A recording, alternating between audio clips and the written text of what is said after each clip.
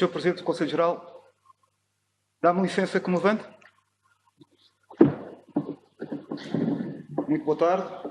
Cumprimento o Sr. Presidente do Conselho Geral no que for cumprimento do Presidente do Conselho Geral, cumprimento do público aqui presente e o público que nos está a acompanhar através da internet.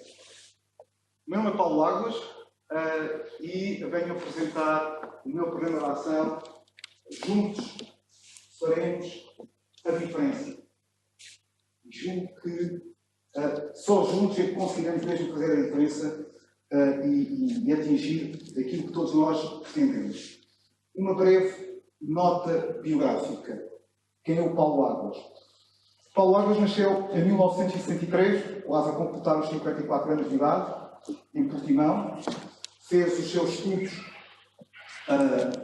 na cidade de Portimão, a escola primária, o ciclo preparatório e depois o ensino secundário.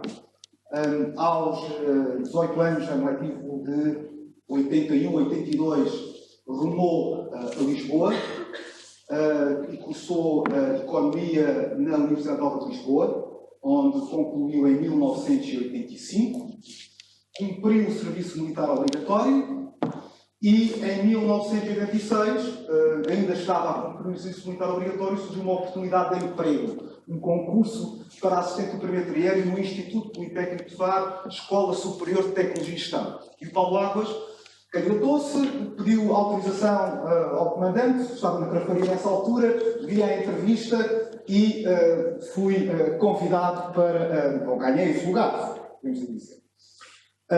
Então me ingressei em 86. Depois de ter estado cá, naturalmente fiz o mestrado, em 92, em Gestão, na então Universidade Técnica de Lisboa, hoje Universidade de Lisboa, no Instituto Superior de Economia e Gestão. Em 2006, obtive o grau de doutor, também em Gestão, especialidade de Marketing no ISCTE, hoje ISCTE, Instituto Universitário de Lisboa.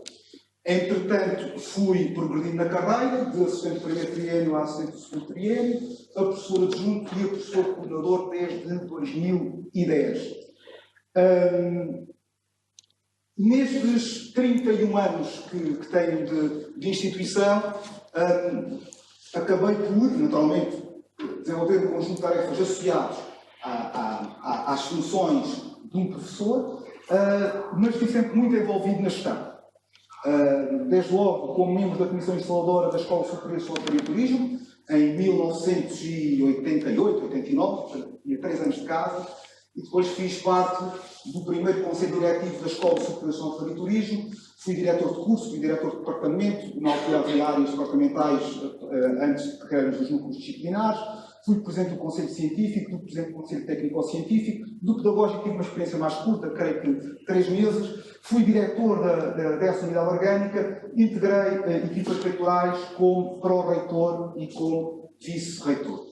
E, grosso modo, ficava por aqui em termos da minha apresentação. Os senhores conselheiros tiveram acesso a outros dados biográficos que foram entregues no momento da candidatura. Eu não sei se isto se vê muito bem, espero que sim, mas nós temos aqui o índice. O Sr. Alfredo corra mal. O Sr. Alfredo vai tentar parar isto ou não? Sempre que eu perco aqui. Porque não era suposto o governo estar cortado. Nós não podemos cortar o governo. O governo é das coisas mais essenciais na gestão da universidade. Então temos aqui o índice em que vou-vos apresentar, falar da missão, visão e valores, um diagnóstico de síntese, a formulação estratégica, os objetivos estratégicos, as linhas de ação, um capítulo especial sobre o desafio financeiro e depois o governo. E não era suposto aquilo ter cortado, fizemos os testes, mas houve aqui qualquer coisa que não me ajudou. Bom, missão. É importante sabermos o que nós somos. E aqui vou ser muito breve. Nós somos uma universidade pública que tem 2 subsistemas e tem a sua missão muito bem definida nos estatutos, no nosso artigo 2º. E, caso venha a ser eleito, eu serei o reitor dos estatutos. Isso não significa que seja um reitor imóvel, mas obviamente serei alguém que tem que cumprir e respeitar os estatutos, nomeadamente a nossa missão. E o que é a nossa missão? É a nossa razão de existência. É por isso que nós fomos criados, para cumprir aquela missão. Agora, para além da nossa missão, nós temos que ter uma visão. E a visão aí já não está nos livros. A visão é algo que as equipas reitorais podem, de uma forma mais ou menos explícita, apresentar a toda a comunidade e mobilizar a comunidade através dessa visão. E a visão que ele tem é de promover a sustentabilidade através da inclusão e através da... Isto não está a correr bem. Mas a culpa não é minha. Sr. Alfredo? Bom, através... já está. Se calhar depois peço um minuto. Dizia, a visão é promover a sustentabilidade através da inovação e da inclusão no ensino e investigação num clima da proximidade, sem esquecer naturalmente a comunidade. É este aqui o leitmotiv, é isto que nos deve, no dia-a-dia, todos os nossos dias, haver convergido para isto. Promover a sustentabilidade, estamos a falar de, em termos económicos, em termos sociais, em termos ambientais, sendo inclusivos. Nós somos uma universidade. Se nós não formos inclusivos, quem é que será inclusivo? E sermos inovadores no ensino e investigação e na proximidade. Porquê? Porque nós somos uma instituição de pequena dimensão. Isso tem que ser claramente um ponto forte que nós temos que aproveitar. Tudo isto assenta em valores, muitos deles estão nos nossos estatutos, nas nossas atribuições, a liberdade, o rigor, a responsabilidade social, a independência, a valorização dos indivíduos, o respeito e valorização da diversidade, a busca da excelência e inovação, a resposta aos desafios societais, a democraticidade e participação, a estreita ligação com a comunidade envolvente. E a comunidade envolvente é o mundo. Claro, primeiro começamos aqui pela região. Okay? E isto não são palavras vãs. É isto que não é só, isto não deve ser apenas valores do reitor, são valores da instituição em que o reitor deve ser o primeiro garante do cumprimento da presença destes valores. Posto isto, vou-vos apresentar um pequeno diagnóstico de síntese. Como é que eu olho para a instituição? Aqui utilizei um instrumento que tem uma natureza subjetiva, mas um instrumento de gestão que é chamado análise SWOT. Faço uma análise interna, identifico pontos fortes, identifiquei pontos fracos, faço uma análise externa, identifico ameaças e oportunidades. E por uma questão de ser mais fácil de passar a mensagem, identifiquei apenas 5. 5 pontos fortes, 5 pontos fracos, 5 ameaças, 5 oportunidades. Seguramente haverá mais, mas estes são aqueles que eu considero mais importantes e trago-os aqui hoje. Ou seja, apresentei-os no programa da ação no dia 2 de outubro e trago-os aqui hoje. Em termos de pontos fortes, quais são os nossos principais pontos fortes? A projeção internacional, a rede de relações entre as nossas unidades orgânicas, independentemente de serem relações entre unidades orgânicas do subsistema politécnico, do subsistema universitário, mas também intra-subsistema, porque as relações não podemos passar só em termos de politécnico universitário, sempre pensar, bom, como é que o universitário ajuda ao politécnico, até como é que o politécnico ajuda o universitário. Portanto, isto tem que ser biolífico e também intra-sistemas, intra-subsistemas. A presença dos dois subsistemas no ensino superior, a ligação com os agentes regionais, nós temos uma ligação muito forte, já são muitos anos na região, já são muitos diplomados que estão aí no Algarve e não só, e temos boas acessibilidades com o exterior, em particular a partir de Faro, sejam rodoviárias, sejam aéreas. Temos pontos fracos. Situação financeira, não vou dizer aqui grandes considerações, porque há aqui um capítulo, o governo continua apertado, mas o Sr. Alfredo já não pode tocar nisto, ok? Dizia que há aqui um desafio financeiro e não vou agora falar muito da situação financeira. Mas é um ponto fraco, o abandono em sucesso escolar é outro ponto fraco, o tempo para execução de procedimentos administrativos é um ponto fraco. Isto não significa que os funcionários não dêem o seu melhor, que nós não procuremos dar o nosso melhor. Mas é claramente reconhecido como um ponto fraco o tempo que nós demoramos a executar determinadas tarefas, o número de funcionários não docentes, por ser escasso, também um ponto fraco, e a manutenção e renovação de instalações e equipamentos, por não termos conseguido fazer nos últimos anos, como deveríamos supostamente ter feito, mas não havia condições para. Oportunidades, mobilidade internacional, o mundo é cada vez mais aberto, os jovens querem estudar fora, e isto é um local, nós somos um local excelente para estudar e para captar estudantes. Temos o CRES Algarve, temos que ter atenção e temos que aproveitar ao máximo as oportunidades de financiamento dadas pelo CRES Algarve. Temos também, para este novo ciclo, e este novo ciclo é o ciclo deste novo mandato, se inicia em dezembro de 2017, portanto 2018 a 2021, para já, 18, 19, as perspectivas de crescimento económico são bastante mais interessantes que as perspectivas de crescimento económico em 2013, ou para 2014 e para 2015. Portanto, isso é positivo, pode eventualmente haver aqui maiores oportunidades de prestação de serviços e projetos.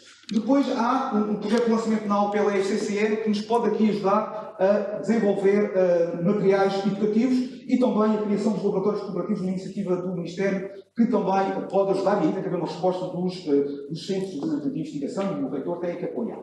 Ameaças, alterações legislativas com impacto orçamental e depois o respectivo reforço vem sempre mais tarde e entretanto temos problemas de tesouraria, um mercado de trabalho que neste momento oferece melhores perspectivas, o que poderá fazer com que alguns de nós, estou a pensar essencialmente em funcionários não docentes, possam optar por sair da instituição e nós não nos podemos condenar por isso. Eles não são prisioneiros da instituição, mas podem enfraquecer a instituição. A demografia não joga a nosso favor, embora não seja assim uma situação dramática. Nos próximos 4 anos, a quebra demográfica é de 3% relativamente aos 4 anos do mandato de Igor Acessa.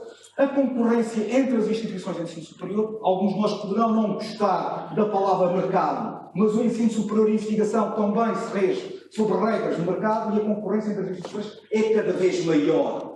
E, desculpem lá a expressão, ninguém dá nada a ninguém. Não estejamos à espera de solidariedade. E o mercado do local de alojamento é também uma ameaça face a esta crescente captação de estudantes internacionais e depois camas que estão a ser desviadas, enfim, não é no sentido de qualquer ilegalidade, mas estão a ser utilizadas para alojamento turístico. Também não estou a dizer que são todas legais, mas não disse nada em relação a isso. Então, feito este diagnóstico, identificado pontos fortes, fracos, ameaças, oportunidades, formulação estratégica. E para o próximo quadriênio, o principal desafio, na minha opinião, é a crescente afirmação da instituição. A instituição, ao longo destes anos, tem vindo a afirmar-se. É a leitura que eu faço. Não podemos olhar para a instituição para trás a 1, 2 meses, como não podemos olhar para a frente 1, 2 meses. Mas olhando para trás, nós temos um percurso extraordinário. E fomos nós, funcionários docentes, funcionários não docentes, estudantes, que construímos esta maravilhosa instituição que, eu digo, nos últimos 40 anos foi a melhor coisa que o Algarve teve. Se recuar mais 10 ou 15 anos, digo, esta instituição e o aeroporto de Faro. E, portanto, nós temos que expandir a nossa cadeia de valores. Para expandir a nossa cadeia de valor, obviamente, não se faz só com dinheiro, mas também se faz com dinheiro.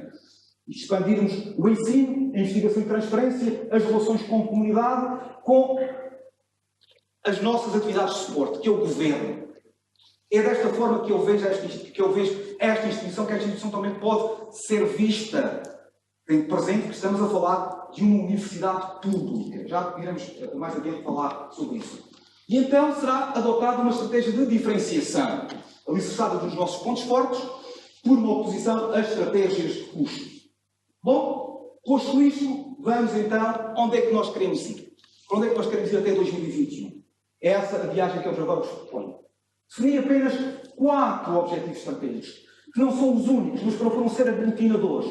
Um para cada uma destas 4 áreas. Para as áreas em que nós temos que expandir a nossa cadeia de valor e para a área da governança. Ao nível do ensino, e já agora estes objetivos são quase SMART. Não sei quem é que está identificado com este acrónimo SMART. Específicos, alvo de medida, vou tentar pôr isso em português, falta o A de serem alcançáveis ou não, são relevantes e um horizonte temporal que são os 4 anos. Simplesmente nesta fase eu entendi que não os devia quantificar.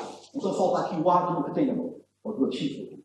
E portanto, o objetivo é aumentar o número de estudantes e diplomados, com boa integração no mercado de trabalho pelos vários níveis de formação, e admito que o crescimento será maior nos estudantes internacionais. A investigação e transferência, aumentar o número de citações de scopes, isso significa que nós temos que fazer mais investigação. Logicamente, para isso temos que também conseguir mais dinheiro, e mais publicações, e este é apenas o objetivo, a variável aglutinadora.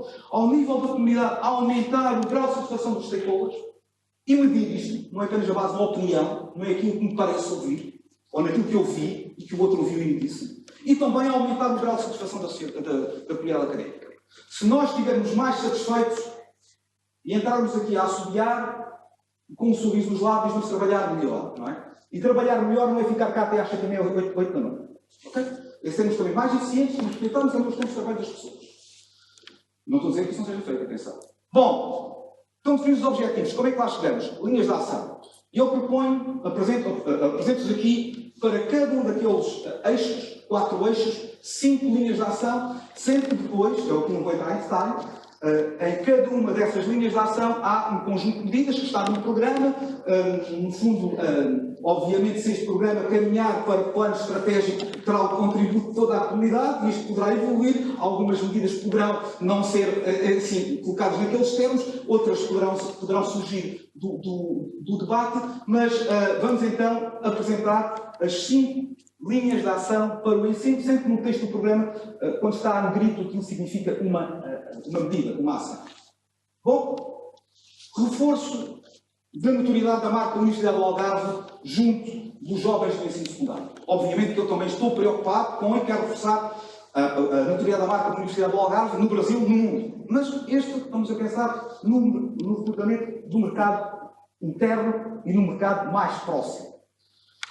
Captação de estudantes internacionais.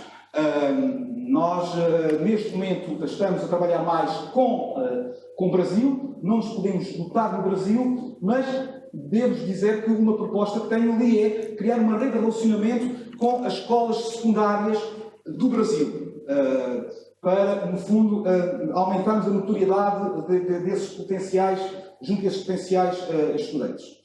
Promoção de inovação pedagógica e de boas práticas. Eu acredito no CIMEI.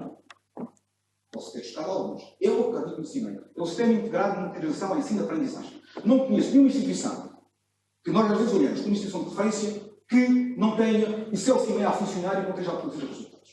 Agora, ele está numa fase inicial. É certo que até vamos ser avaliados dentro em dias pela A3GS, mas eu acredito que o CIMEI nos pode ajudar a dar sinais de inovação pedagógica, a disseminar boas práticas para, no fundo, termos aqui menos abandono, mais sucesso escolar. É necessário também rever a regulamentação académica e outras iniciativas de apoio aos estudantes, nomeadamente, enfim, ao estatuto dos estudantes, regulamento dos estatutos especiais, para que essa afirmação. Isso também será alvo de atenção, logo no início do mandato, e desenvolvimento da oferta formativa é olharmos o que nós fizemos há 10 anos e tentarmos ver como é que nós estamos daqui como é que estaremos ou podemos estar daqui a 10 anos. Não é a proposta de criação de um novo curso para o próximo ano. Não é isso que está aqui em causa. Mas temos que conhecer melhor a nossa oferta formativa. É certo que depois isto esbarra na A3GS e depois as CAIs têm diferentes perspectivas e nós podemos aqui podemos ser coartados em algumas decisões, por exemplo, lançar competências transversais nos próprios currículos em todos os cursos. Pode ser complicado, isso. Mas temos que olhar para a oferta formativa. Investigação e transferência. Um pilar importantíssimo. E aqui o primeiro ponto é a criação de incentivos STEM. Qual é o instrumento da criação de incentivos STEM? É um despacho eleitoral com as normas orientadoras para distribuição do serviço letivo. E, obviamente, aí os conselhos científicos e conselhos técnico-científicos têm uma palavra a dizer. Isto será de baixo para cima e de cima para baixo até chegarmos ao ponto de equilíbrio, mas aqui a ideia é tentar premiar, tentar reconhecer, tentar incentivar a prestação de serviços. Aqueles colegas que vão mais a projetos, aqueles colegas que fazem mais orientações. Isso tem que ser reconhecido, isso tem que ser premiado. Porque vai gerar resultados. Reorganização dos serviços e das infraestruturas de apoio. Aqui estou a pensar no AIC. E o AIC concentrar-se e focar-se essencialmente no apoio ao investigador, à candidatura, e depois há a parte da execução financeira que deve se aproximar mais dos serviços financeiros e patrimoniais e nós aí podemos ser mais eficientes. Divulgação da investigação e da transferência. Temos o nosso sistema de informação ainda é pobre. Havia um projeto de crise que não avançou, mas nós temos que ter condições para, no dia, não é o carregar no botão. Quando nós estamos a estas alturas, qual é o problema da instituição? É que nós não conseguimos carregar no botão quando temos uma pergunta e obtemos a resposta. Se calhar isso muito dificilmente irá acontecer. Porque se nós carregarmos o botão, temos as respostas de um conjunto de perguntas, mas amanhã surgem outras e o botão não está preparado. Agora, nós temos que promover uma base de dados que funcione, em que tenhamos lá toda a investigação e transferência que é feita e que é possível de ser consultada também. A criação de um anuário de investigação é uma das propostas que está aqui associada a esta linha. Constituição de laboratórios colaborativos, isto aqui é um desafio essencialmente, ou seja, um desafio da instituição, mas os protagonistas são os centros de investigação. E o reitor aqui é que tem, o reitor tem que ser um facilitador. O reitor aqui também não pode cauterizar, não é? E o reitor tem que ver o que é que pode fazer para ajudar os centros de investigação, se porventura isso for necessário, para encontrar os parceiros, para se avançar com a proposta.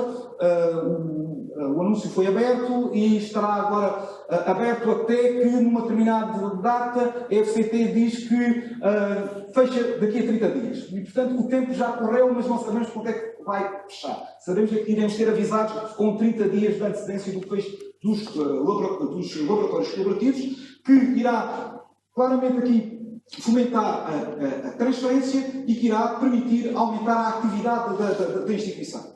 Formação, promoção da formação do terceiro ciclo. Já aqui foi dito, já foi falado. Tem que haver aqui uma articulação. Os incentivos de tempo também podem, de facto, resultar em uma maior atenção à formação do terceiro ciclo. Agora, eu julgo que nós temos que aumentar o número de doutoramentos que temos por ano. Nós estamos nos 450, com 300 e tal, a 400 doutores de instituição. É certo que isto depois está muito associado a financiamento, mas também aqui é a questão de ir buscar doutorandos fora. A propósito, 30% dos nossos doutorandos são estrangeiros. Isso já está a ser feito. A instituição não vai começar no dia 13 de dezembro de 2017. Já está cá há muitos anos. Na comunidade, a avaliação do grau de satisfação dos stakeholders, no fundo, aqui é difícil também estabelecer um objetivo no plano estratégico, porque primeiro tem que ser criado um instrumento. Seja para especialistas, vamos avaliar o grau de satisfação dos stakeholders. Temos que fortalecer a relação com a comunidade alumni, isso tem vindo a ser feito, ao prémio alumni, à mentoria alumni, temos que continuar. Se calhar também vamos ter o pai e a mãe alumni, será uma ideia para o futuro. Dinamização da formação ao longo da vida através do CEPAP, e esta formação ao longo da vida também é para a comunidade interna, embora isto aqui seja para externos, mas nós temos que, e falaremos disso mais adiante, numa das linhas de ação da governança. Incremento da cooperação com o meio empresarial, e temos aí o CRIA, que de facto tem feito um excelente trabalho e terá todas as condições para continuar esse mesmo trabalho. E, finalmente, também o desenvolvimento e divulgação das atividades de extensão. Temos que criar um sistema de informação à semelhança daquilo que propõe para a investigação, para nós divulgarmos aquilo que fazemos. Governança. Avaliação do grau de satisfação da comunidade académica. Tem que ser criado um instrumento. E isto depois tem que dar um número. Podemos não gostar, mas dá um número. Nós não gostamos de número, mas quando vir a febre, vamos ver um número. 36,2, 37,3. Portanto, temos que medir isto. Reavaliação da organização interna. Há a proposta de criação de mais unidade orgânica, da Faculdade de Medicina e Ciências Biomédicas. É a questão de olhar para a alteração do regulamento dos serviços. A valorização das pessoas. Eu falo que é necessário aumentar o número de funcionários não docentes. Chegamos a níveis, de facto, críticos. Tem que se dar mais formação, seja formação técnica, seja formação para desenvolvimento pessoal. Instalações e equipamentos, aqui a principal nota é o desafio de instalar no campus de Gambelas a Escola Superior de Saúde, e não será a ferro e fogo, não será quer aproximando, mas temos que estar todos disponíveis para encontrar esta solução, porque não é sustentável que 400 alunos andem aqui entre estes dois locais, mais um conjunto de pessoas, quando há duas unidades orgânicas que têm sinergias e se querem aproximar. Simplificação de sistemas e processos, consolidar o sistema interno de garantia de qualidade.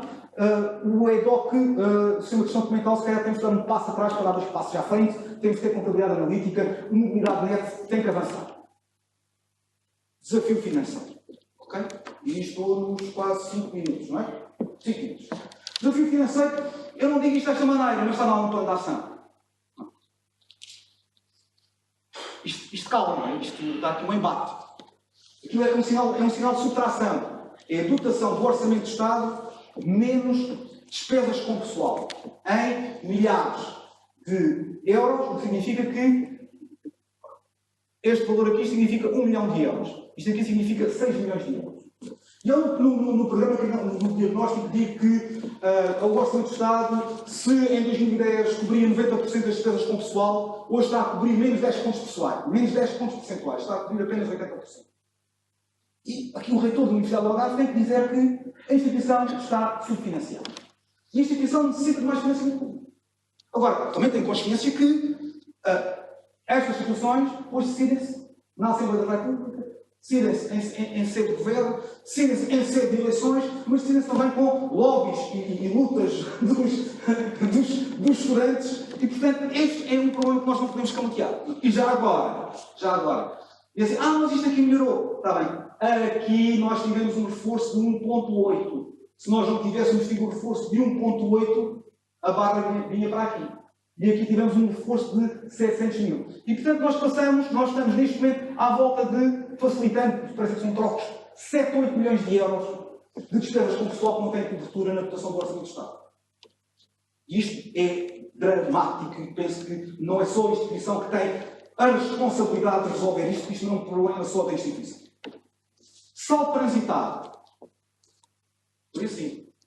Também digo lá, eu lá digo o saldo transitado, 11 milhões, houve ilusão, mas outra forma de, acho que assim choca mais, e dizer que em 2017 nós começamos com um saldo transitado de 200 e tal mil euros, se calhar vamos iniciar 2018 com um saldo transitado sensivelmente igual, sem necessidade de reforço orçamental.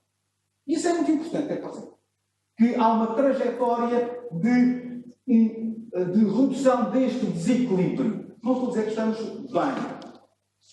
É necessário continuar a controlar a despesa. Temos que maximizar a receita, mas temos que continuar a controlar a despesa. E a despesa tem que ser decidida em função também da execução da receita.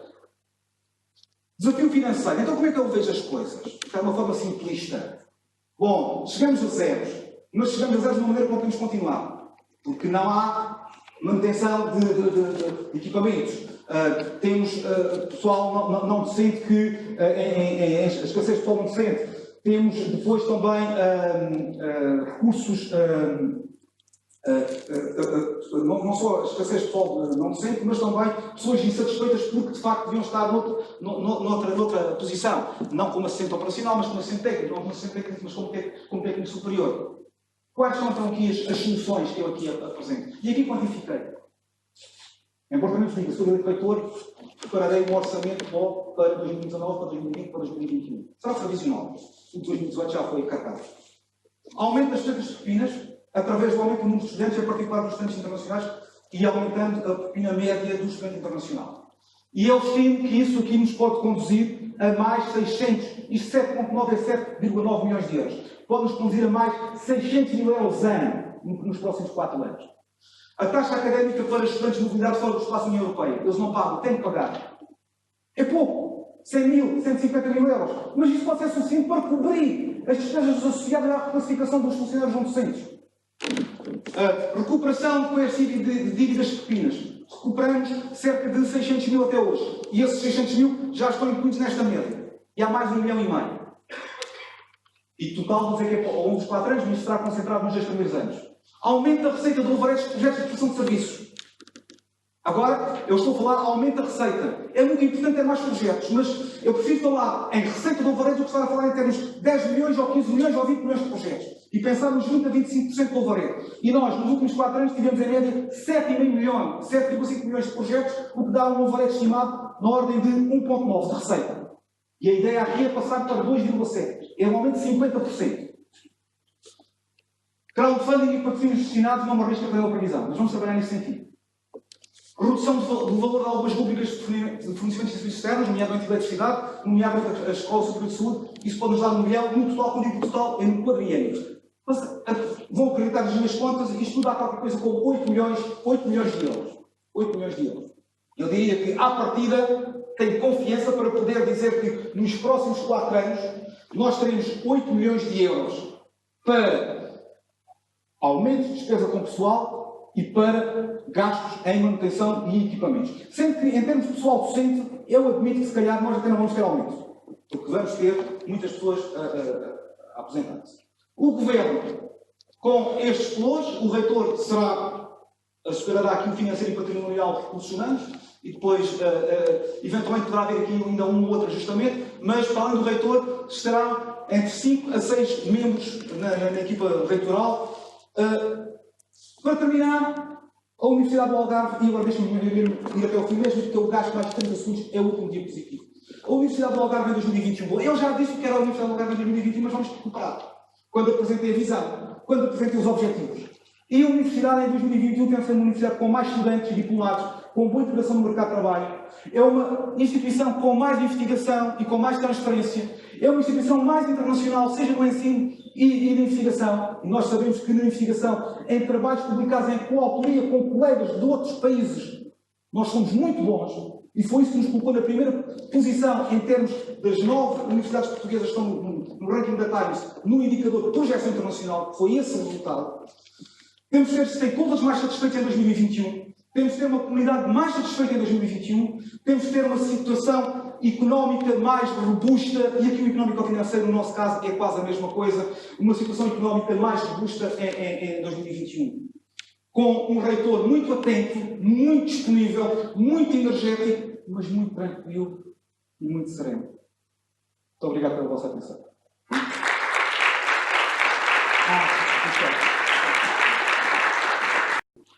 Perguntas dos seus conselheiros Anabela Romano, António Mortal e Rodrigo Teixeira. Eu daria a palavra à doutora Anabela Romano.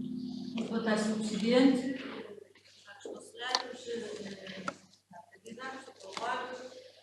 A minha questão tem que ver com o futuro da investigação no Universidade de Algarve, que é disso que se trata, e o que eu queria perguntar era quais são as medidas que o Sr. Professor pretende tomar no sentido de assegurar que a lei estabelece a obrigatoriedade de abrir procedimentos concursais para a contratação de doutorados cujas funções são abrangidas pela norma transitória do Decreto-Lei 57/2016, sendo que o número de doutorados abrangidos na UAL é de cerca de 70 e que o primeiro prazo estipulado para a abertura desses procedimentos concursais termina a 31 de dezembro próximo, não tendo sido até à data aberto qualquer concurso, existindo inclusive já diversos doutorados que terminaram as suas bolsas de pós-doutoramento e que estão a viver uma situação que pode ser considerada difícil, quer a nível pessoal, quer profissionalmente, e ainda sendo a verba, digamos, contemplada para estas contratações, totalmente suportada pela Fundação para a Ciência e Tecnologia.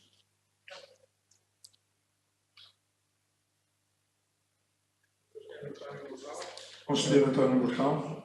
Boa tarde. Eu gostaria de felicitar o candidato pela apresentação da sua candidatura ao cargo de reitor aqui na Universidade do Algarve.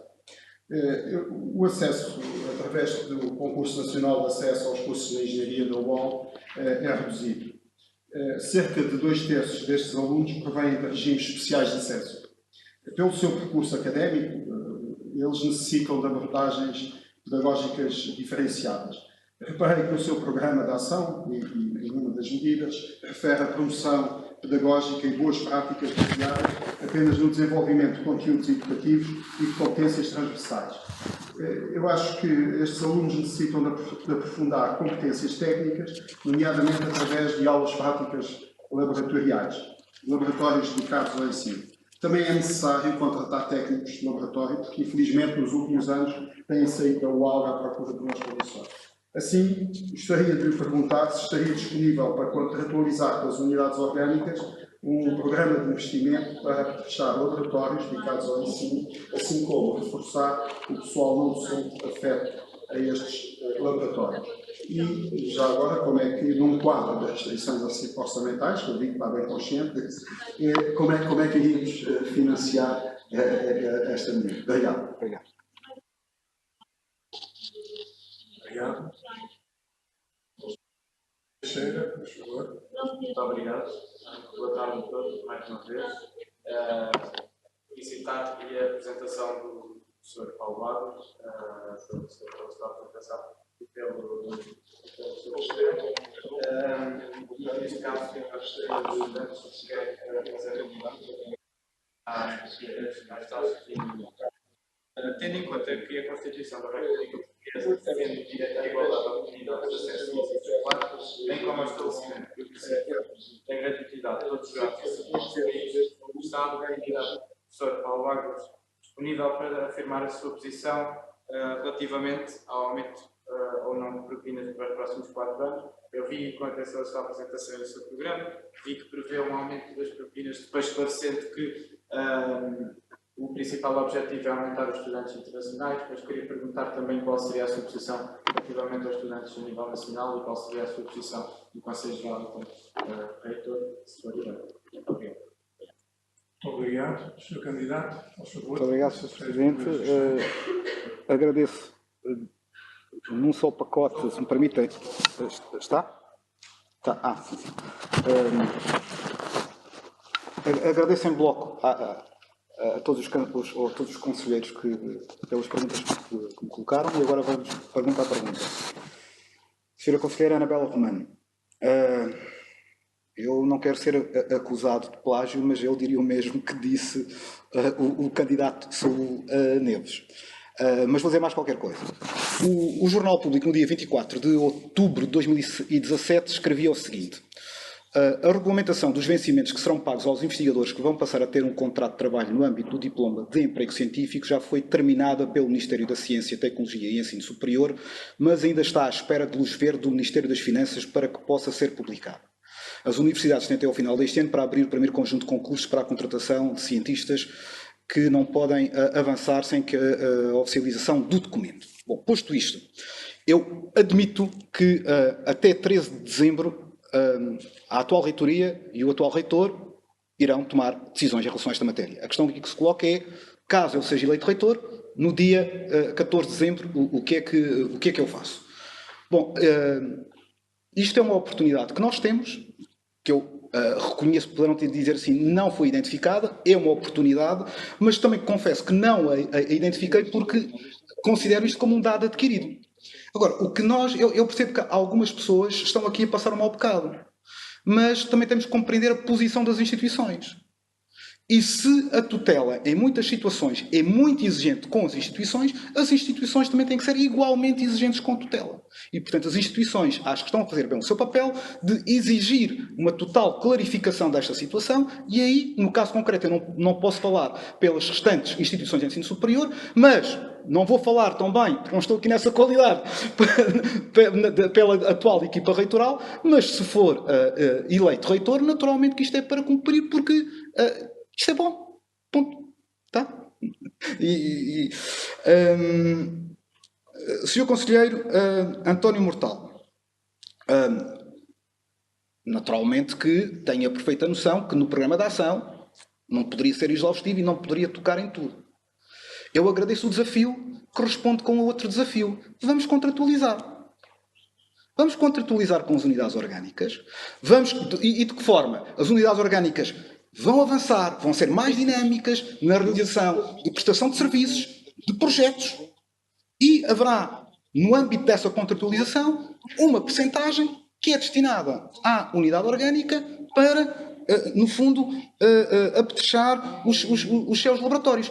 Isto não significa que, existindo folga, que não será muita, folga financeira, isto não será uma prioridade. É uma prioridade. Agora, eu não posso estar a dizer, descanse, Sr. Conselheiro António Mortal, que no dia 1 de janeiro vamos ter novos laboratórios. Isso não posso dizer. Agora, eu acho que tem que haver aqui uma corresponsabilização e a reitoria estar com as unidades orgânicas e as unidades orgânicas também, como sempre o têm feito, contribuir para a resolução dos problemas e dos desafios. Sr. Conselheiro Rodrigo Teixeira, aquilo que disse é totalmente verdade, eu não me oponho. Agora, vamos aos factos. Dotação do Orçamento do Estado. Temos 7 ou 8 milhões. O que é que a Universidade do Algarve não é uma universidade que não deve estar isolada das restantes. Nós estamos em Portugal. Okay? E eu, muito honestamente, tenho que dizer que não vejo, e dadas as condições que nós temos, não vejo grandes vantagens para a Universidade do Algarve em ter uma propina diferenciada da forma que o tem das outras universidades. Eu acho que não é um fator de prestígio. Agora, percebo perfeitamente que não é essa a perspectiva dos alunos e compreendo que os alunos irão defender a manutenção do atual nível de propinas. O eventual reitor, Paulo Águas, não pode deixar de avançar com uma proposta de aumento de propinas, sabendo que esse essa proposta está condenada no sentido que são necessários 24 votos num Conselho Geral, que são 35, há sempre 4 ou 5 que têm atividades profissionais, há 6 estudantes e, portanto, não há volta a dar. Em relação a isso, mas eu não me sinto derrotado. Mas sinto é que depois terei outros argumentos para, no CRUP, olhar para os meus colegas e, se porventura tiver necessidades de financiamento, de ir ao fundo comum, eles não vão dizer: desculpa lá, tu na Universidade do Algarve estás já a abdicar desta receita, porque é que há de ser a propina do meu aluno, do Minho ou de Coimbra, que vai financiar o teu problema? E eu, claro que posso dizer: não, mas o problema aqui é do financiamento, que há economias de escala que não são reconhecidas e nós estamos subfinanciados. O meu colega do Minho, o meu colega de Coimbra não vai entender isso. E eu acho que o Rodrigo também sabe que os seus colegas de Coimbra, os seus colegas também, se calhar, têm esta posição. E, portanto, eu também já agora julgo e estou disponível para, com os estudantes, tornar-nos mais claro a contribuição que os estudantes têm para com a instituição. Porque eu não sou aqui apologista, nem farei aqui nenhum cavalo de batalha, que eu quero que os estudantes da Universidade do Algarve sejam aqueles que mais contribuam. Não, não quero. Agora, os estudantes, em termos de emolumentos e taxas, estão a pagar valores que se calhar deviam serem propinas. E se calhar a propina da Universidade do Algarve não é assim tão diferente quanto das outras universidades, simplesmente ela está refletida noutras rúbricas em relação às quais a ação social não tem cobertura. Agora, para isso, eu necessito da cooperação dos estudantes, porque sem os estudantes nós nunca conseguiremos a alteração das propinas em sede de Conselho Geral. Tá? Acho que percebeu. Obrigado. Obrigado, Sr. Presidente. Sr. Candidato, vamos dar continuidade. Vamos falar do Sr. Conselheiro Eusébio Pacheco. Por favor.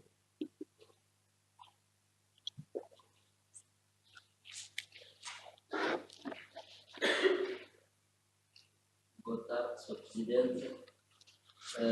Cumprimentar o candidato, o professor Paulo Águas, os colegas conselheiros e todos os presentes.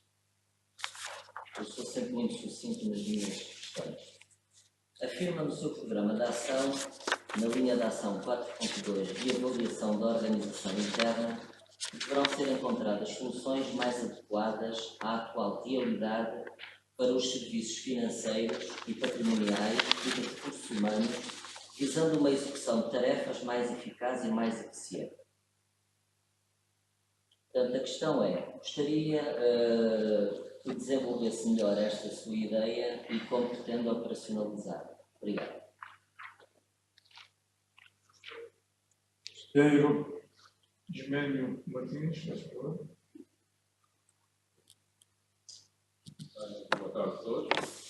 Eu quero os cumprimentos ao professor Conselho Geral, aos membros do Conselho Geral e a todos os que assistem a esta audiência.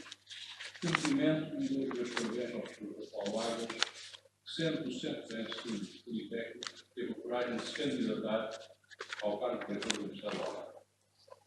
Dou também os parabéns pelo programa apresentado, e, apesar de ser algo sintético e tecnocrático, apresenta os aspectos mais relevantes para o futuro da Universidade do Algarve.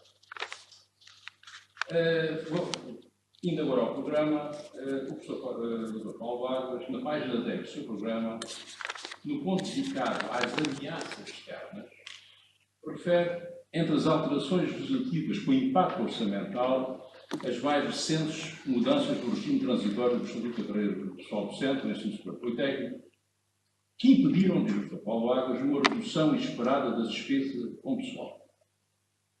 Ora, a lei também previa que fossem dadas condições para a realização do doutoramento aos docentes, o que institucionalmente nunca se verificou.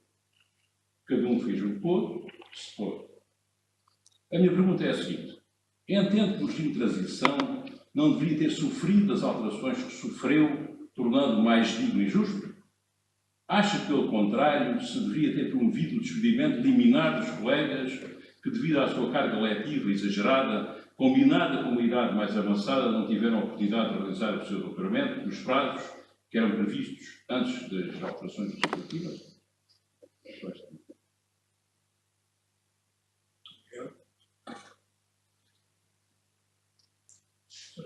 Senhora Conselheira Ana Teresa Maia. Muito obrigada, Sr. Presidente. Uma vez os cumprimentos a todos. e principalmente ao candidato professor Dr. Paulo Águas. Muito obrigada pela sua exposição muito clara hoje. Tanto hoje como no seu programa de ação, indica a necessidade de conseguirmos captar pelo menos um laboratório colaborativo. E a minha pergunta tem a ver com o facto que nas indicações no guia publicado pela FCT diz que os laboratórios colaborativos devem constituir-se como associações privadas sem fins lucrativos ou empresas e que devem ter, portanto, parceiros privados, mas também unidades de investigação e desenvolvimento que podem vir dentro das universidades e, portanto, os nossos centros de investigação deveriam poder participar nestes laboratórios colaborativos. No entanto, ao formarem-se estas associações privadas, os membros destes laboratórios colaborativos terão que ter vínculo a essa associação privada. E a maioria dos docentes da casa que pertencem a centros de investigação, que não lhes permitem isso. Portanto, presumo que neste momento, provavelmente só 1 ou 2 dos nossos centros de investigação é que poderá constituir um laboratório colaborativo, porque estão mais de fora, com uma entidade jurídica diferente. Que alterações é que podemos fazer aos estatutos dos nossos centros de investigação para que eles possam sequer pensar em concorrer a esses laboratórios colaborativos? Muito obrigada. Obrigado. Sr. Candidato, por favor. Muito obrigado. Mais uma vez, em bloco, agradeço as questões colocadas pelos senhores conselheiros. Sr. Conselheiro Eusébio Pacheco, remeto-me para a página 26. Eu não tenho soluções mágicas e tudo se faz através de diálogo. Eu penso que tem que haver aqui trabalho técnico entre serviços centrais e unidades orgânicas, no sentido de nós nos tornarmos mais eficientes. Isso não significa, não estou aqui a propor tirar pessoas das unidades orgânicas, não estou aqui a propor colocarmos, pelo contrário, pessoas nas unidades orgânicas. Agora, há algumas tarefas que se calhar não estão a ser feitas da forma mais eficiente, que há a possibilidade de, ao nível, em sede da unidade orgânica, um técnico da área financeira e patrimonial poder também desenvolver atividade que não é exclusiva dessa unidade orgânica. É por aí que eu quero ir, não é? Em diálogo. Senhor Conselheiro Isménio Martins,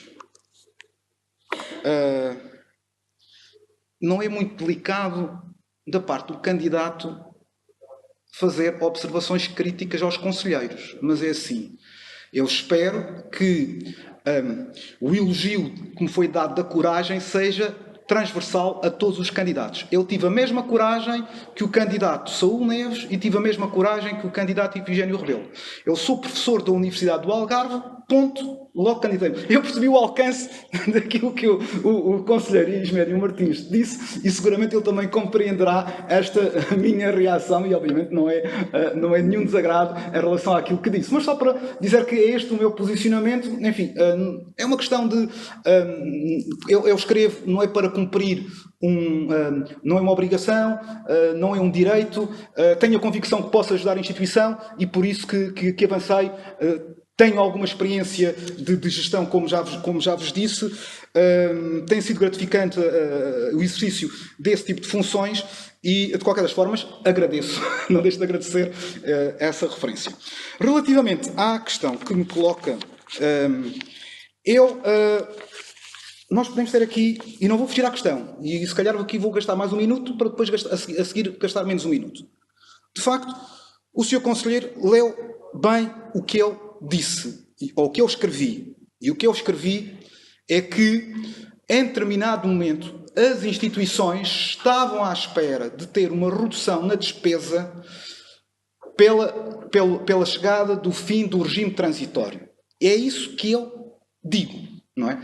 Como também as instituições vão voltar a estar à espera de uma redução de despesa daqui a mais 2 ou 3 anos, quando terminar agora esta extensão. Não tenhamos dúvidas em relação a isso. Agora, não vou fugir à questão e vou-lhe dizer a minha opinião. porque, objetivamente, se eu acho que é legítimo o senhor conselheiro fazer essa interpretação, eu também poderá ser legítimo não fazer nenhuma interpretação, que eu não estou aqui a dizer que sou a favor ou que sou contra. Estava apenas a constatar um facto. Agora, a minha posição é a seguinte. O regime, estas alterações do regime transitório tiveram aqui coisas muito boas. Desde logo, a possibilidade de integrar colegas que não estavam inicialmente abrangidos pelo regime transitório e concluíram os doutoramentos.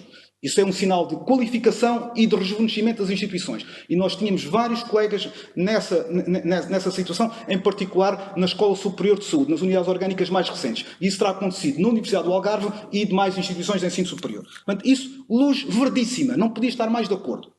Relativamente à prorrogação do prazo, enfim, não vou dizer que sou um entusiasta, mas não posso estar, também não vou afirmar que esteja em desacordo. Embora, atenção, não venham dizer que eu queria despedir as pessoas. Quem me conhece sabe que eu nunca fui por aí, nem nunca irei por aí.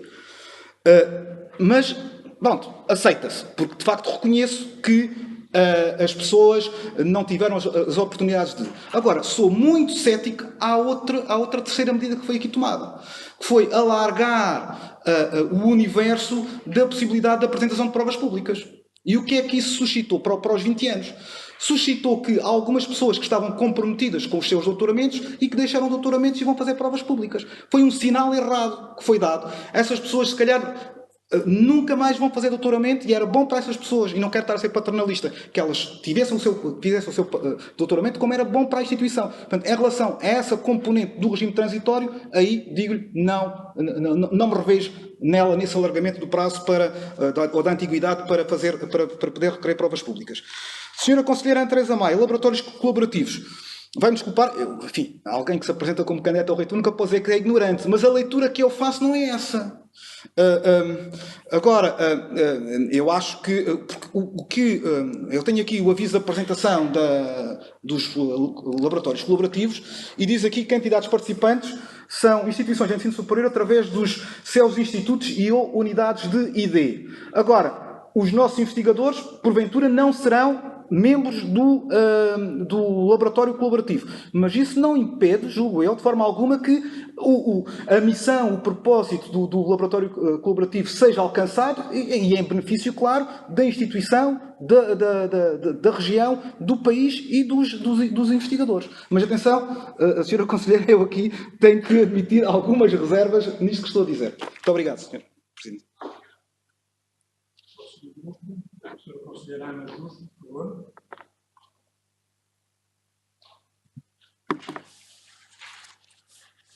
Antes de mais, muito boa tarde a todos os presentes, que não me faladores.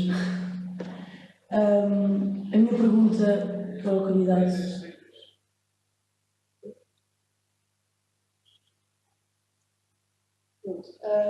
Todo e qualquer estudante que entre na Universidade do Algarve será formado enquanto profissional na sua área.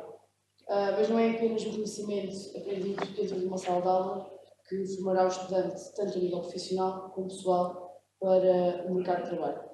Nesse sentido, gostaria de perguntar ao candidato Paulo Águas quais as suas propostas para formar os estudantes nas soft skills essenciais para o sucesso no mercado de trabalho, bem como a valorização das atividades extracurriculares desenvolvidas pelo estudante.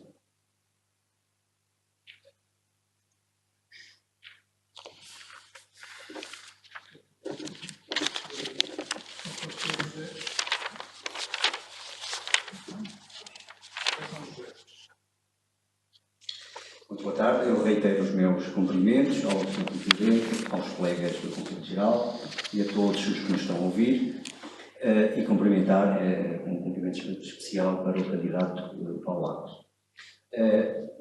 O colega Paulo Águas refere no seu programa que pretende aumentar as receitas do Oberedes respeitantes a projetos de investigação. Com medidas para aumentar estas receitas, retalho com apreço a criação de incentivos tempo, embora nas áreas mais deficitárias em termos de recursos humanos esta medida me pareça difícil de implementar.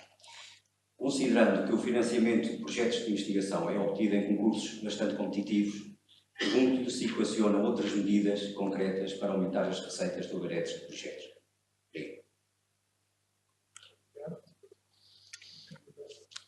Conselheira Cristina Jacinto. todos. Boa tarde a todos, particularmente ao candidato Paulo Águas. Eu começaria por dizer duas coisas antes de colocar as minhas questões. A primeira delas é que cada um de nós é feito, cada um de nós somos nós e as nossas circunstâncias. E o candidato Paulo Águas vem, de facto, toda a sua vida profissional é no ensino politécnico e, portanto, isso, vai perceber porque é que eu estou a dizer isto agora. Segundo ponto, vem da equipa reitoral anterior, o que lhe dá uma vantagem que é o conhecimento, e ele não é de sumenos importância nestas ocasiões, mas também o coloca numa posição em que podemos avaliar o que já foi feito ou o que deveria ter feito e não foi. E pegando nestas duas questões, eu vou formular as minhas perguntas. Primeiro, sendo toda a sua carreira profissional ligada ao ensino politécnico, vejo com muito espanto, se calhar a palavra é mesmo espanto, que durante todo o seu plano, todo o seu programa, não haja, como no candidato anterior, a preocupação do estabelecimento de sinergias entre o meio universitário e o politécnico. Eu esperaria, confesso que até quando estava a ler o plano de ação do candidato de saúde, achei que era o do professor Paulo Águas, porque de facto a preocupação com isso é importante e devia ser mesmo uma razão efetiva de preocupação, até porque é um tesouro. Só há mais de uma instituição no país que tem politécnico e universidade. Eu peço desculpa, eu hoje tenho sido muito sucinta, mas pedi-lhe aqui mais 30 segundos, não se importa. E portanto, isto é provavelmente dos bens mais preciosos que vocês têm e às vezes quando estamos nas coisas não damos conta delas. A outra questão é, os estudantes são o bem mais precioso das universidades, das instituições de ensino superior. Eu não compreendo como é que, vindo o professor Paulo Águas, da equipa reitora anterior, tendo como pelouro a área académica, não conseguindo... Peço imensa desculpa, façam as perguntas. Já vamos quase em 2 minutos. A única coisa que eu queria saber era o que não conseguiu fazer no período anterior, relativamente às propinas, o que é que se propõe fazer, efetivamente, nestes próximos 4 anos, para conseguir que o dinheiro de propinas que anda por aí, que são cerca de 3 milhões, regresse a onde deve. Peço desculpa. Em bloco agradeço. Em bloco agradeço as questões que são colocadas. Relativamente à conselheira Ana Justo, eu na linha de ação 1.3 dou como exemplo a criação de um programa de desenvolvimento de competências transversais. Agora, isto é muito fácil de escrever e dizer. O que nós sabemos, e agora não estou a dizer que a culpa é do estudante, mas também a culpa não é de quem promove, é que muitas coisas são feitas na instituição. Amanhã temos um workshop Missão Primeiro Emprego. Até há 2 dias estavam inscritos 12 estudantes. E, portanto, agora, o facto de termos inscritos apenas 12 estudantes não significa que nós não vamos de... Agora, o que eu entendo que poderia ser interessante era a inclusão dessas competências transversais nos planos curriculares. Isso era mais efetivo. Agora, isso compreenderá, espero que não fique desapontada, que é uma decisão dos conselhos científicos, dos conselhos técnico-científicos, que está sujeito também sujeito à acreditação pela A3GS.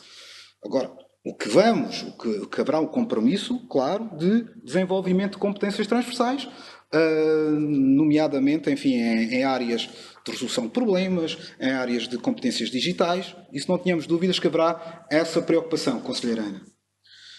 Conselheiro São José, aumento das receitas de Ovaredos. Não me proponho com o aumento da taxa, não é? Também não foi isso que quis dizer. Agora, é assim, os instrumentos são limitados, não é? Eu falo na distribuição, nas normas orientadoras de serviço seletivo. Eu penso que aí depois haverá um papel muito importante da unidade orgânica, a tomar as suas opções. Não é o reitor que depois consegue identificar, não é o reitor que vai fazer a gestão dos recursos ao nível da unidade orgânica, no sentido de libertar aquelas pessoas que podem dar, porque não somos todos iguais, e, portanto, em relação a essa matéria, as medidas passam apenas por reconhecimento. Não há dinheiro para dizer, bom, olha, tens aqui uma situação, vai à procura de projetos. Há, sim, a possibilidade de, em termos administrativos, e aqui também falo, e espero ser bem sucedido, é que haja um contexto mais facilitador para o investigador ir, no fundo, apresentar a candidatura, ir ao projeto. Senhora Conselheira Ana Cristina Jacinto, todos os candidatos têm as suas vantagens, todos os candidatos têm as suas desvantagens. Criar sinergias é a ação mais fácil de dizer. Porquê? Porque não é a ação. Criar sinergias é um resultado. Se, de facto, eu sempre fui docente do ensino politécnico, com regularidade, agora menos, tenho colaborado com unidades orgânicas de ensino universitário. O que eu acho é que a instituição já atingiu um estado de maturidade que não é necessário estar a enfatizar isso. Nós temos um conhecimento tão grande do corpo docente, porque nós já estamos aqui há tantos anos. A questão dos centros de investigação, que são em que os docentes do ensino politécnico estão juntos com os docentes do ensino universitário. As constantes reuniões e dinâmicas de funcionamento das unidades orgânicas, dos conselhos científicos e técnico-científicos do Senado, que, sinceramente, a partir de determinado momento, quando se deixa de escrever isso, eu vejo isso como um sinal de que já temos uma situação muito interessante em relação da cooperação entre todos nós. Nós temos docentes do subsistema universitário que vão colaborar a TESPs, nós temos docentes do subsistema politécnico que vão colaborar em doutoramentos, nós temos equipas de docentes dos dois subsistemas. Agora, eu com isto não quero apagar, nem tenho vergonha do subsistema politécnico. Nem vou eu usar o subsistema universitário. Esta é a minha perspectiva. Outra questão tinha que ver com como é que eu ia buscar o dinheiro que andava aí dos estudantes. Eu apresentei um diapositivo e fiz referência que 600 mil euros, não é, vai desculpar, não será aí de uma forma de à porta perguntar se o estudante pagou ou não as propinas, do estudante mostrar documentos, não é por aí. Agora, há meios, os estudantes, não há nenhum, não, a ver, as dívidas de propinas da Universidade do Algarve, fique bem claro, são de quem? São de estudantes que abandonaram. São estudantes que abandonaram, não sei se têm consciência disso, porque não há nenhum estudante que renova a inscrição sem ter as propinas em dia ou ter um plano de pagamentos aprovado relativamente a dívidas. E isso é um valor reduzido. Não há nenhum estudante que conclua o curso e que solicite um certificado sem ter as propinas em dia. E, portanto, nós estamos a utilizar todos os meios e disse-lhe que há uma expectativa de temos 1,5 milhão para recuperar ainda e todo o processo está a andar. Por isso, pode-me dizer, mas isso já devia ter sido feito há 4 anos, devia ter feito há 8 anos. Não foi feito, está a ser feito agora. Senhora Conselheira, pois. Muito obrigado. Obrigado.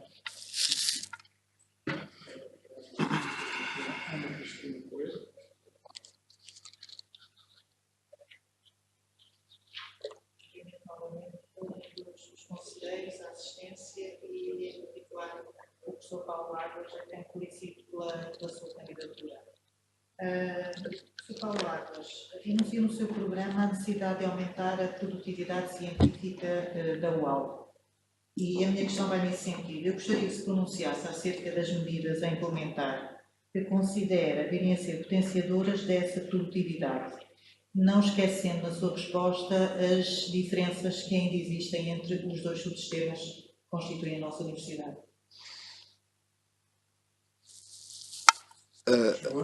Peço desculpa. O Conselho Teresa Espacandinho.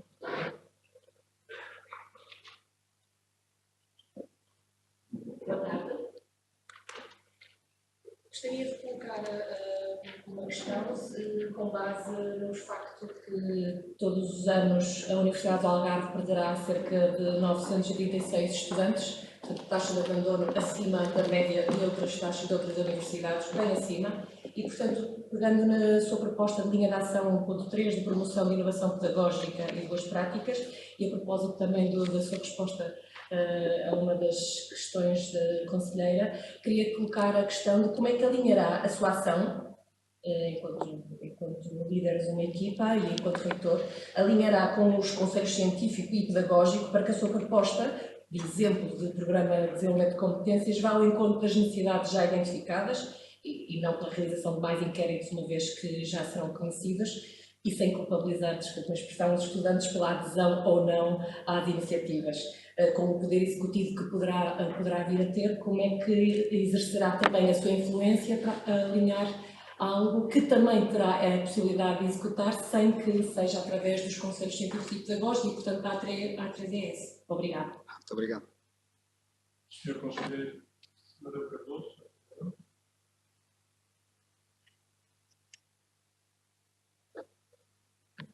Boa tarde, Sr. Presidente, Sr. Conselheiro, boa tarde, Sr. Candidato. Aquilo que gostava de ter, a questão que gostava de responder.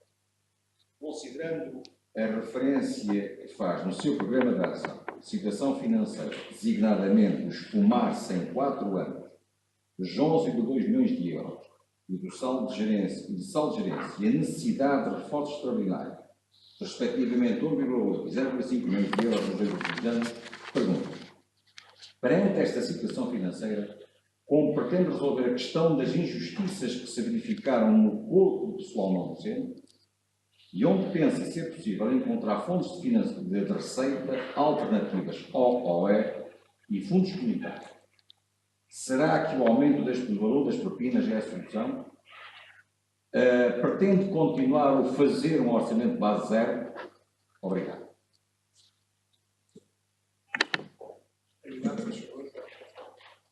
Muito obrigado. Muito obrigado. Obrigado ao conjunto dos 3 conselheiros que colocaram as questões, que muito agradeço. Se bem percebi, a conselheira Ana Cristina Coelho, a questão tem a ver com as medidas de produtividade associadas depois à distribuição de serviço seletivo, disso poder eventualmente ser diferenciado por unidade orgânica, era? Quer dizer que a distribuição de serviço não seja uma questão, mas não é dirigida à distribuição de serviço. A produtividade científica da parte dos docentes requer a implementação de medidas. Nesse sentido, o que eu gostava de saber é se tem alguma ideia quanto ao que poderá ser feito. Se me permite, eu acho que é ao nível essencialmente dos conselhos científicos e dos conselhos técnico-científicos e também depois porque eu não faço qualquer referência no programa do sistema de avaliação pessoal docente, eu julgo que aí serão os instrumentos para podermos encontrar as soluções para essa questão. Embora eu não estou totalmente certo se estou a ir àquilo que pretendia, confesso, mas depois, no final, haverá a oportunidade de... Senhora Conselheira Espadacinho, disse bem o nome, peço desculpa. Então peço imensa desculpa. Senhora Conselheira... Senhora Conselheira Teresa Spassandi. Peço imensa desculpa, a sério, peço imensa desculpa. Eu não vejo, eu não procuro culpar os estudantes, não é? Eu admito que tenho uma característica, é de ser muito internalista e de assumir que há coisas que nós fazemos que são mal feitas, estou a falar por mim, e coisas que nós fazemos também que são bem feitas. E as competências transversais, nós não estamos no zero. Nós fizemos, por exemplo, embora, é assim, eu vejam aqui um pouco a minha posição, não é? Eu sou membro da equipa reitoral, estou obviamente disponível para falar do que aconteceu nestes 4 anos, e eu sei que não é a intenção da sua pergunta, mas remeto um pouco para aí, sou corresponsável de tudo de bom, sou corresponsável de tudo de menos bom. Vou-lhe dar um exemplo. Nós tivemos uma parceria com o Santander para potenciar os diplomados, os finalistas, os jovens finalistas, para a entrada no mercado de trabalho, e fizemos uma semana de competências agora, se calhar, de competências transversais para esses estudantes, para potenciar a entrada no mercado de trabalho. Obviamente que não é só disso que estamos a falar de muito mais do que isso. Agora, o que eu quero dizer é que, por vezes, se calhar não valorizo, e se calhar instituições dizem fizemos isto e aquilo, mas quais são os universos que estão a tocar? E daí esta minha insatisfação. O que eu quero tocar é o maior universo possível, ou a parte maior possível do universo de estudantes da Universidade do Algarve. Daí entender que um desenvolvimento de competências transversais será mais bem sucedido se ele for integrado nos planos curriculares. Fora dos planos curriculares, nós teremos sempre muita dificuldade, porque depois temos outras atividades, temos outras tarefas, nós temos uma feira de emprego em que também temos uma série, em parceria com a Associação Académica, em que temos uma série de workshops com desenvolvimento de competências transversais, e isso é uma necessidade que eu reconheço para a instituição. Agora, de facto, o atingir números não está muito fácil. Foi isso que eu quis dizer. Não sei se consegui responder à sua questão. Também não? Isto está mal. Senhor Conselheiro Amadeu Cardoso, no conjunto que eu ali quantifiquei em que disse que depois aquilo tudo daria cerca de 8 milhões, as propinas são 2,425, não contando com recuperação coerciva. Ovaredes, ao estar a dizer de 1,9 para 2,7 dá 0,8 vezes 4 anos, dá 3,2.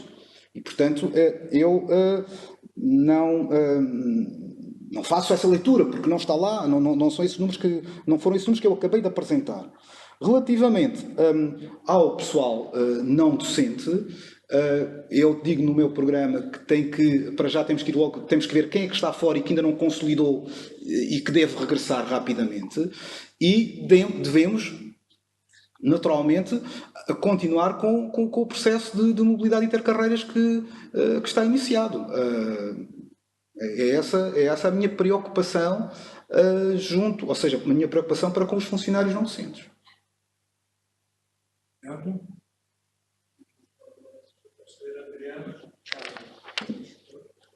Boa tarde, Sr. Presidente, boa tarde, caros colegas e boa tarde, caro candidato Paulo Armas. A minha questão é a seguinte: sendo que toda a universidade deve promover a igualdade de oportunidades e a superação das desigualdades económicas, sociais e culturais, quais são as medidas que o candidato professor Paulo Águas implementará caso seja eleito reitor para apoiar ainda mais os estudantes carenciados da Universidade do Algarve? Obrigada.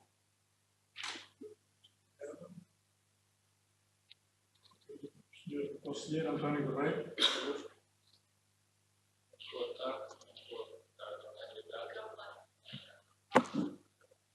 Boa tarde. Muito boa tarde ao candidato. Foi referido na apresentação, mais uma vez, e a questão, tenho aqui a mesma questão que eu fiz ao candidato anterior, tem a ver com o pessoal não docente e com a dificuldade que as unidades orgânicas têm tido, quer na hipótese de ter mais pessoal não docente, quer também nos mecanismos de mobilidade entre serviços e unidades orgânicas. E esta compromisso é que o seu candidato pode assumir perante as unidades orgânicas em relação a esta situação e também aos mecanismos de transferência. Porque isso, como sabe, tem sido um dos problemas ao longo destes anos. Eu percebo que não tenho de responder por isso, mas tem sido de facto uma questão identificada. Obrigado. José Moreira, por favor. Antes de fazer a pergunta, só uma nota. Fui informado por mensagem que há cerca de meia hora o sinal da transmissão na internet estava a chegar muito mal fora. Só temos serviços técnicos para tomar atenção, porque há agendas que está interessada em seguir e que não está a conseguir seguir o debate. Agora, portanto, eu queria começar a cumprimentar o candidato Paulo Águas e agradecer-lhe muito a exposição, porque de facto pelo menos a mim, transmitiu uma nova visão do seu programa e ganhei muito com esta revisitação do mesmo, porque consegui entusiasmar-me com a sua apresentação, coisa que tenho que confessar, não me entusiasmou tanto no seu programa, já foi que talvez fosse um bocadinho tecnocrático e eu acho que aqui revelou a sua verdadeira alma. Depois não quero repetir a pergunta da conselheira Anabela Romano, mas queria só fazer uma pergunta muito rápida em relação à incorporação dos bolseiros pós-doc, como é que encara a possibilidade de parte deles serem contratados não apenas para a carreira de investigação, mas para a carreira docente. Depois, mais duas questões muito rápidas. Em relação à racionalização da oferta, se pensa continuar com o trabalho de racionalização da oferta no primeiro ciclo, que acho que melhorou bastante, mas qual é a sua opinião sobre a oferta de segundo ciclo, que há muitos de nós temos a ideia que é exagerada e que dá alguns problemas de imagem para a universidade. Por fim, o último desafio que lhe deixo é, não me parece que seja um candidato politicamente correto, portanto eu acho que terá algum trabalho, mas e eu pergunto, não será ou não disposto a vencer alguns dos atavismos e interesses instalados dentro da comunidade, e eu penso que é por aí que passa muito o trabalho do futuro reitor desta casa. Teve sua contribuição sobre isso. Obrigado. Obrigado. Candidato, por favor. Ok. Muito obrigado a todas as questões. Eu vou continuar com ordem. É possível não continuar com ordem, mas vou continuar com ordem. Senhora Conselheira Adriana Carmo, apoio a estudantes carenciados. O que a Universidade do Algarve o que tem que garantir é um bom funcionamento do Serviço de Ação Social. As políticas de apoio social são definidas pelo Governo. Nós não temos orçamento. O que nós temos é um regulamento de apoio social que prevê bolsas de emergência para situações, enfim, difíceis que os estudantes possam atravessar, que também tem uma componente de participação dos estudantes em atividades do Serviço da Ação Social, com uma contrapartida do valor do alojamento, não é um crédito no alojamento, um crédito em refeições. É isso que a Universidade faz. E basicamente é isso que me propõe continuar a fazer e esperar melhorar o funcionamento dos serviços da ação social. Quando digo esperar melhorar, não significa que estejam a funcionar mal. Senhor Conselheiro António Guerreiro, eu creio que fui relativamente claro no programa quando apontei como um ponto fraco o número de funcionários não docentes, não é? Agora, quando os recursos começam a escassear, isto tudo torna-se muito complicado, porque se eu percebi o alcance da pergunta que me fez, que é a questão mas a mobilidade é que depois todos os serviços travam, porque nós temos poucos recursos. Se abrimos uma mobilidade interna, há um funcionário que quer sair da unidade orgânica 1 para a unidade orgânica 2. Porque a unidade orgânica 2 abriu. O diretor da unidade orgânica 2, existindo um candidato, ele quer rapidamente que essa pessoa vá para lá. O diretor da unidade orgânica 1 trava ao máximo porque depois fica sem pessoas. E, portanto, é esse, digamos, não chamarei desconforto que nós temos. Eu acho que já tivemos alterações nos despachos que impediram, porque até determinado momento os responsáveis dos serviços travavam a saída. Não sei se o senhor conselheiro concorda com isso. Portanto, aqui o compromisso é, se nós tivermos menores restrições globais em termos de funcionários não docentes, estamos também a contribuir para termos uma mobilidade mais fluida entre os serviços. É esse o meu compromisso. Senhor Conselheiro José Moreira, politicamente correto. Eu neste processo às vezes tenho dito, eu sou não candidato. E de facto é verdade, eu não fui candidato ao Conselho Geral.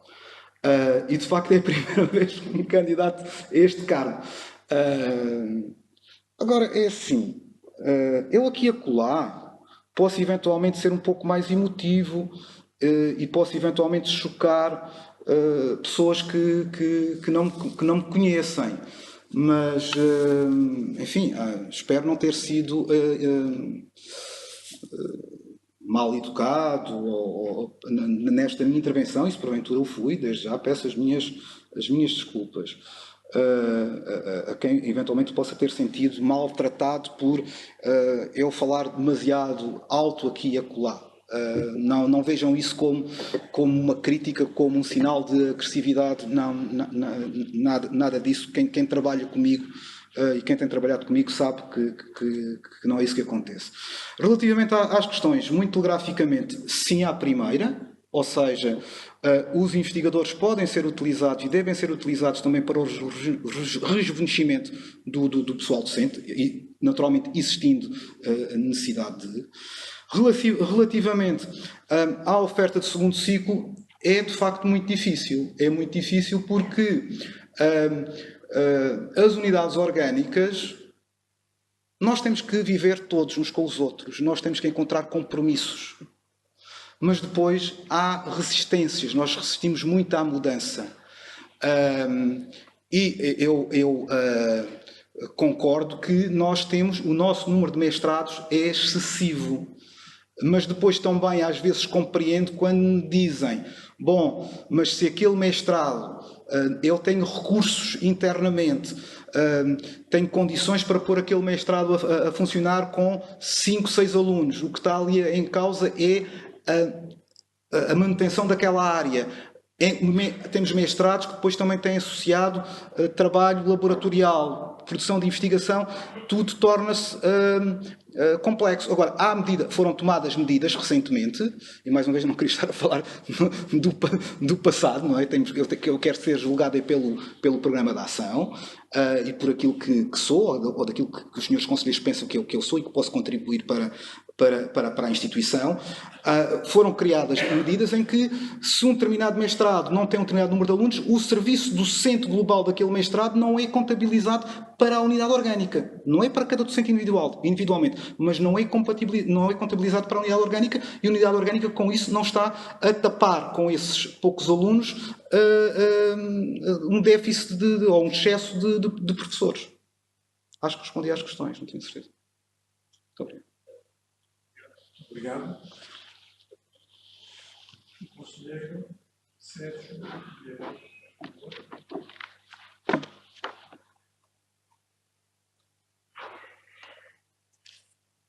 Boa tarde, Sr. Presidente. Boa tarde, mais conselheiros e, em particular, o candidato Paulo Lopes.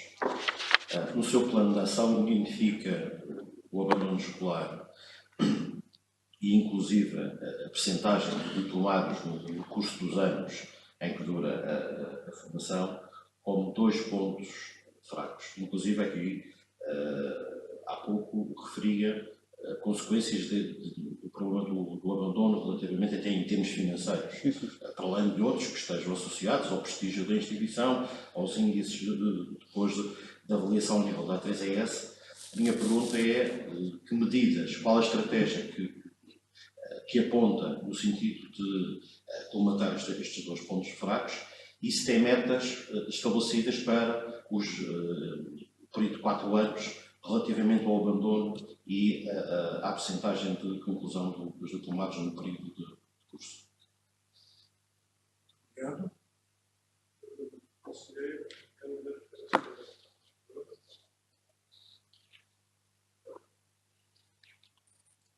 Obrigado, Sr. Presidente. Boa tarde a todos. Caro professor Paulo Águas, no seguimento do artigo publicado este fim de semana pelo professor António Coutinho, professor catedrático do Instituto Gulbenkian de Ciência, e no seguimento do livro A Universidade como deve ser, e no que concerne à autonomia das universidades, pergunto o seguinte. O candidato considera-se um homem livre para zelar pela aplicação dos dinheiros públicos na UAL e desenhar e implementar uma estratégia para o futuro, ou é refém de compromissos assumidos com os eleitores do Conselho Geral? Segunda questão. Voltando à parte do abandono, qual a importância que atribui ao perceber quais os motivos do abandono dos estudantes e se consegue quantificar aproximadamente qual a perda de receita anual em 2016-17 devido ao abandono. Muito obrigado. Obrigado. Conceição. Boa tarde, Sr. Presidente. Boa tarde, Srs. Conselheiros. Boa tarde, Sr. Professor Paulo Alves. Parto de um pressuposto que entendi da sua apresentação, de que define para a Universidade uma estratégia de diferenciação. Está correto? Sim, sim, sim. Queria perguntar-lhe em que consiste, ou o que é que pode especificar mais sobre o que é essa estratégia de diferenciação, ou seja, que fatores críticos de sucesso estão associados a essa diferenciação. Muito obrigado. Já estão 3, não é? Tá, muito obrigado. Creio que há pouco a senhora Conselheira Teresa Espafandi falava-me era também da questão do abandono. Eu depois já toquei ao lado, lembrei-me agora. A questão, lá ver, o abandono, e pegando na questão do Conselheiro Sérgio, há instituições que falam em bom abandono e nós internamente também temos, se calhar, algumas unidades orgânicas que falam em bom abandono.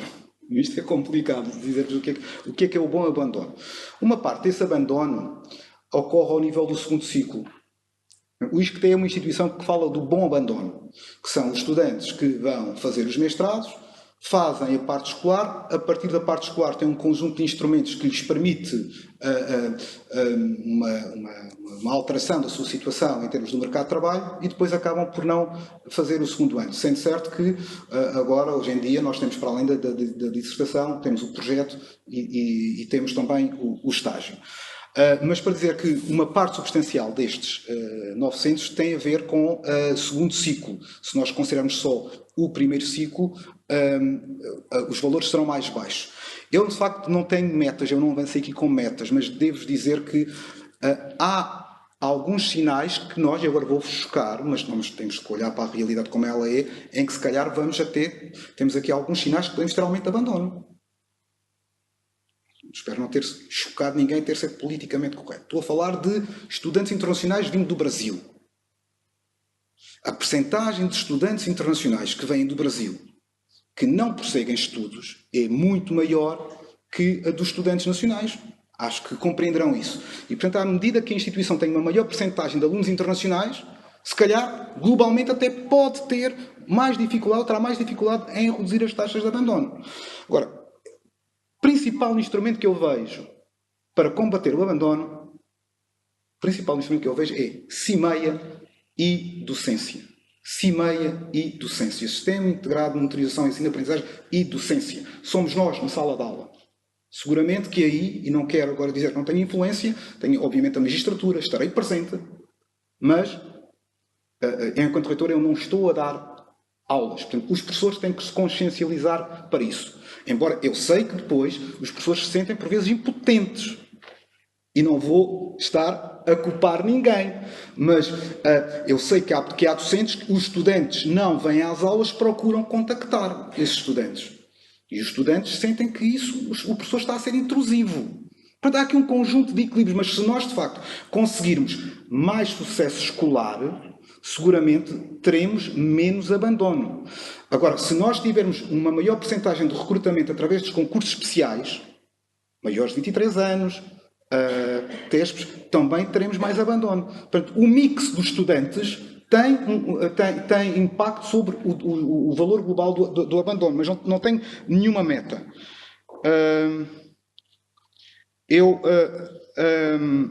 A pergunta do Sr. Conselheiro Hélder Carrasqueira, sou um homem livre, devolvo a todos os membros do Conselho Geral.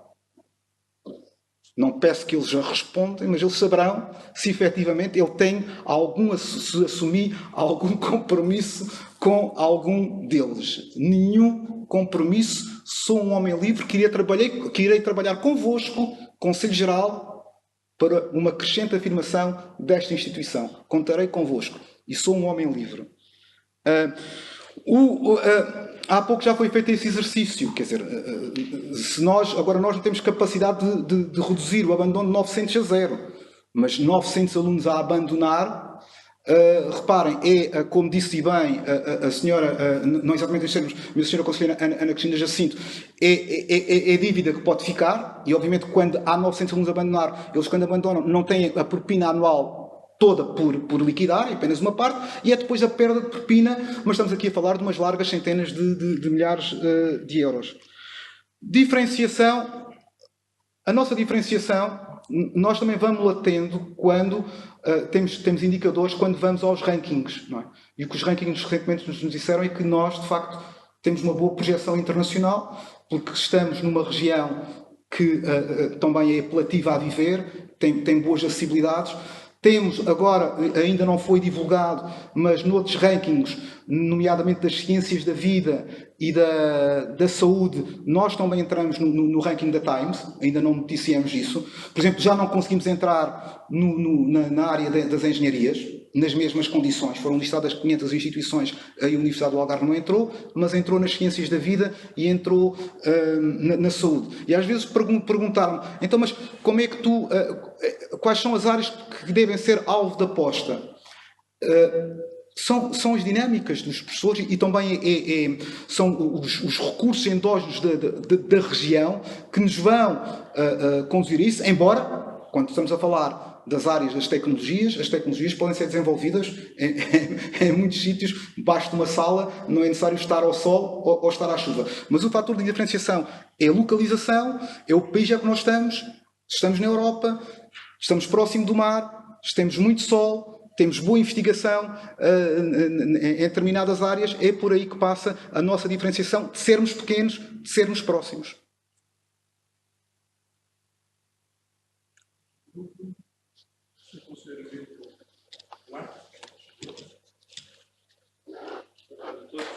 Eu tenho uma meia pergunta, já uma vez que ela parcialmente está respondida, que é se apesar dos constrangimentos financeiros, apesar de tudo, emocional algumas reduções com o pessoal. Parcialmente está respondida em função de outras perguntas que foram feitas. Mas, de qualquer forma, coloquei em outra pergunta se entende possível diminuir a carga burocrática que os docentes têm no seu dia-a-dia, docentes e investigadores. Eu tenho que dizer que sim, que será.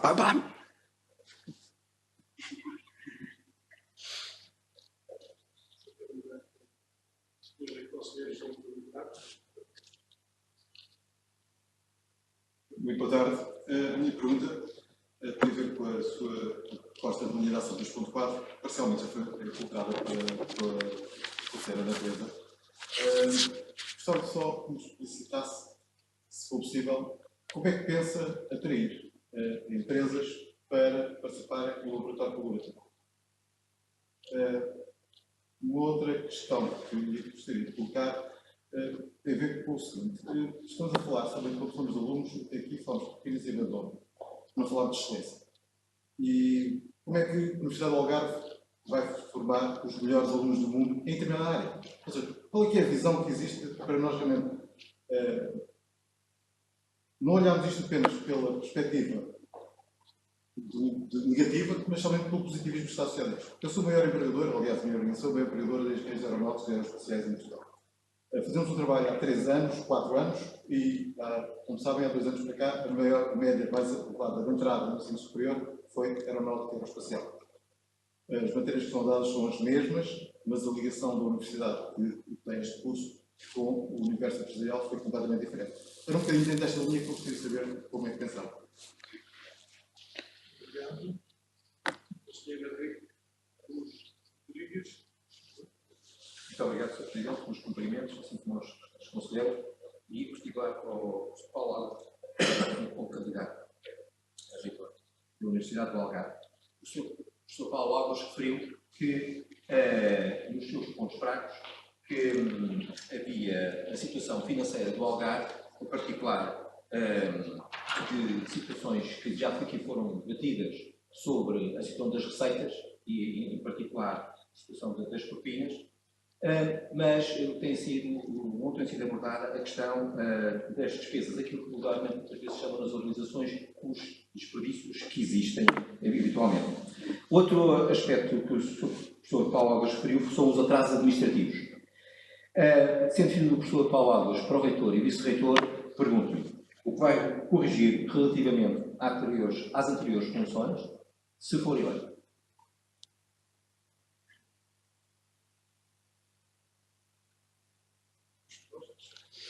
Muito obrigado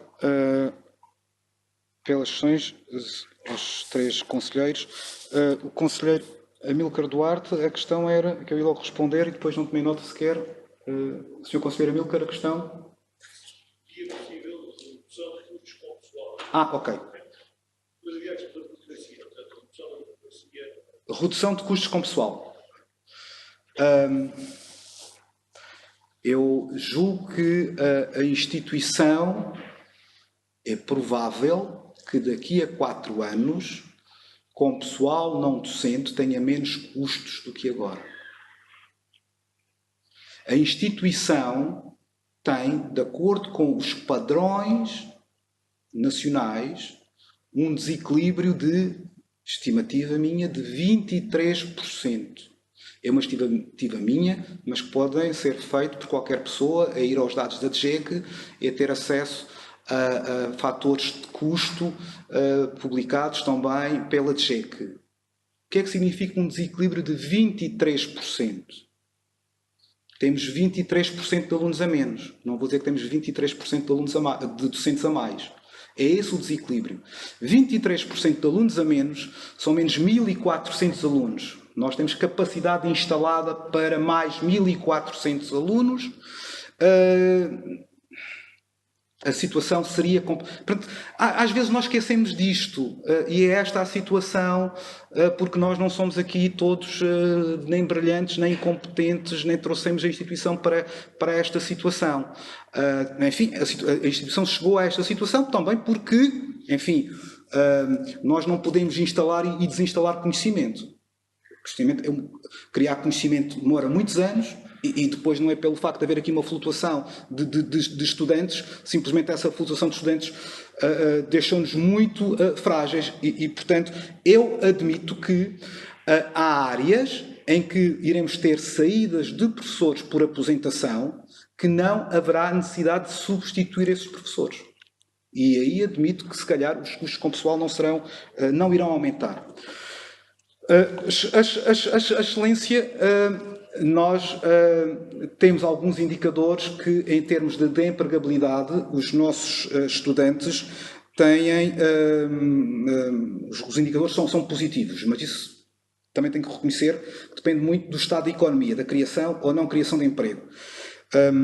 Nós temos cursos de excelência, Sr. Conselheiro Felizardo.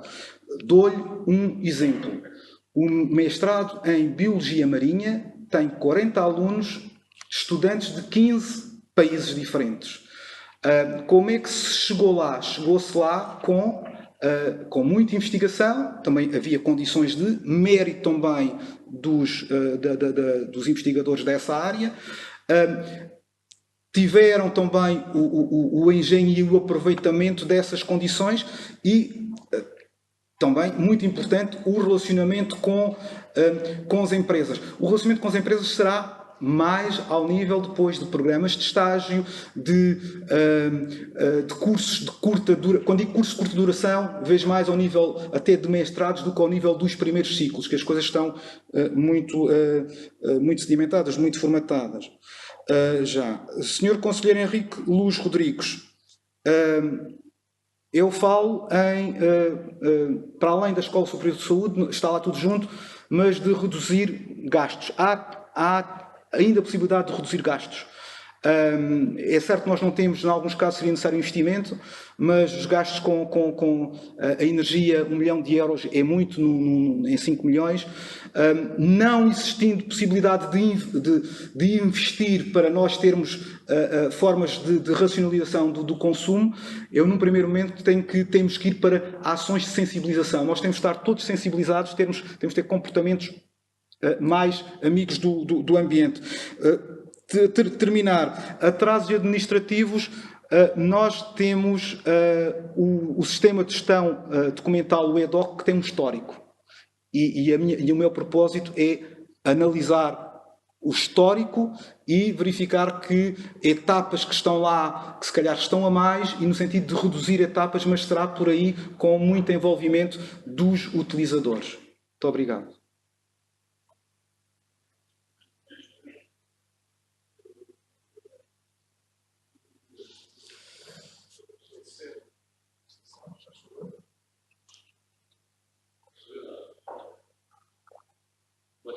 Boa tarde a todos, sou o Sr. Presidente, sou todos os colegas, sou particularmente o colega Paulo Águas, o candidato Paulo Águas, eu queria fazer uma pergunta para clarificação, provavelmente quando se escreve o programa, pode haver sempre questões que parecem claras, quem escreve e não lê. Eu queria perguntar ao Sr. Paulo Águas, o Paulo Águas diz no seu programa, na página 17, em relação, um dos aspectos é para os estudantes internacionais e a internacionalização é um aspecto muito relevante, mas depois diz no página 17, relativamente aos estudantes em mobilidade, serão revistos os protocolos firmados por instituições fora do espaço da União Europeia com a introdução de uma taxa académica sempre que se verifica a não reciprocidade dos fluxos dos estudantes. Eu queria que se posicionasse em relação a esta medida, em relação ao facto da Universidade do Algarve ser uma das universidades que assinou a Carta Erasmus, aliás, não há muito tempo assinada pelo Sr. Reitor, pelo magnífico Reitor António Branco, em que se diz que aos estudantes provindos de universidades do sistema Erasmus, que não são apenas da União Europeia, ou que não são apenas da União Europeia, se deve garantir a igualdade em todos os aspectos da sua presença na universidade.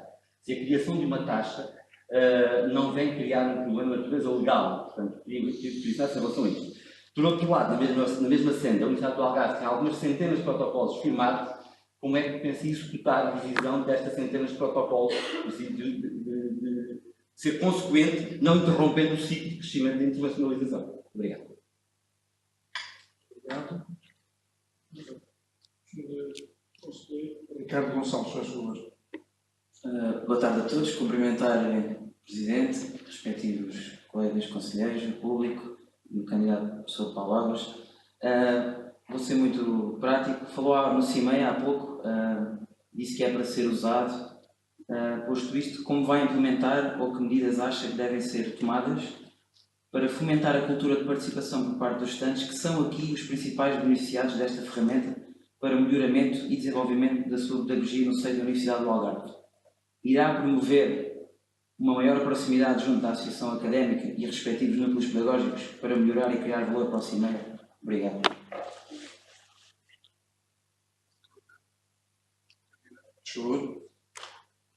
Já está. Ok, muito obrigado. Pensava que eram 3 questões. Senhor Conselheiro Manuel Célio Conceição, naturalmente que não irei incorrer em ilegalidades e nem todos os estudantes estão nesse espaço. Eu se calhar eventualmente poderei não ter sido aqui muito preciso, mas eu quando estava aqui, deve-se ler, quando eu estou fora do espaço da União Europeia, é alargado a esse espaço Erasmus, naturalmente. Agora, em alguns casos, mesmo fora do espaço Erasmus, nem do espaço Erasmus, se for fora da União Europeia, nós temos de ter cuidado com alguns números. Porque, atenção, eu penso pela minha cabeça, mas também aquilo que vou... as sínteses que vou fazendo resultam dos feedbacks, nomeadamente dos senhores diretores das unidades orgânicas desta casa, que dizem que não pode ser, estamos a arrebentar, não temos alunos, não queremos mais alunos em mobilidade, etc, etc. E o GRIM tem, por vezes, algumas dificuldades, sendo que os senhores diretores também têm razão, porque, por vezes, são firmados protocolos e os senhores diretores não são devidamente informados do que é que está a acontecer, nomeadamente com a origem Brasil. E nós temos 250 estudantes brasileiros que vieram ano passado em mobilidade com taxa académica 0.